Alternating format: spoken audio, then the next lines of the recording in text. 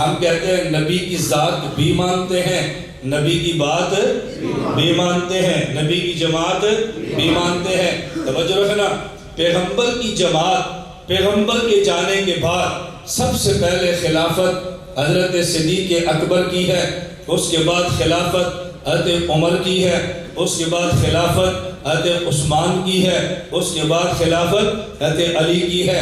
یہ پیغمبر کی جماعت کی، پیغمبر کے بعد ترتیب ہے۔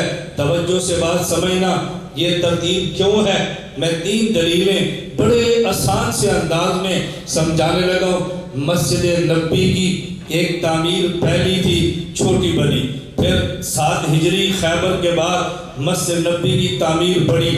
جب اللہ کے نبی نے مسجد نبوی کی بنیاد رکھی تو پہلی اینٹ خود رکھی، دوسری صدیق نے رکھی، تیسری عمر نے رکھی، چوتھی عثمان نے رکھی، 5ویں علی نے رکھی۔ یہ اللہ کے نبی نے ترتیب بنائی ہے، کیونکہ خلافت کے مسئلے تو مسجد میں بیٹھ کے فیصلے ہوتے ہیں نا، اللہ کے نبی نے ترتیب سمجھا دی۔ نمبر 2 سمجھنا، حضرت ابو بکر اور عمر، توجہ، یہ پیغمبر کے سسر ہیں، اور عثمان علی یہ نبی کے داماد ہیں۔ سسر کا نمبر پہلے ہے، داماد کا نمبر بعد میں ہے۔ صدیق نبی کے سسر پہلے ہیں، حضرت عمر سسر بعد میں ہیں۔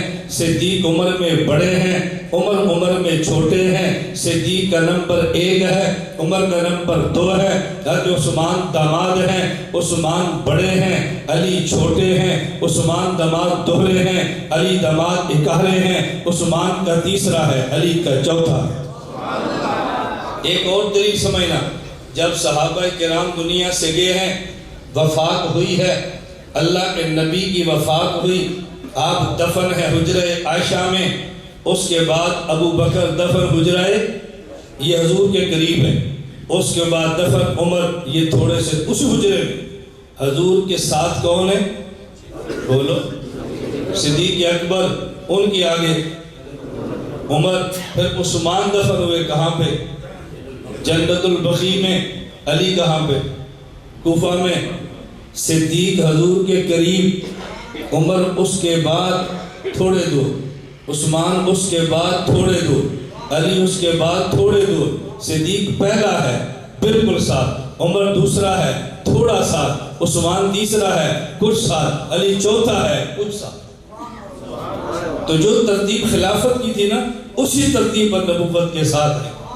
ہم کسی ایک کا بھی انکار نہیں کرتے۔